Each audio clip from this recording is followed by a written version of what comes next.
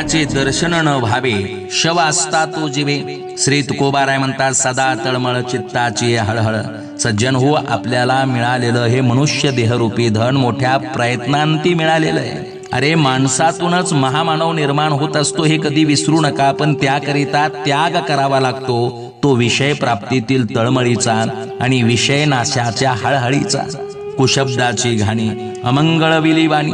सज्जन हो, नको त्या हवरटपणामुळे देवानं दिलेल्या वाचेचा जर आपल्याला यथोचित वापर करता येत नसेल तर हा आपला गाढवपणा नव्हे काय।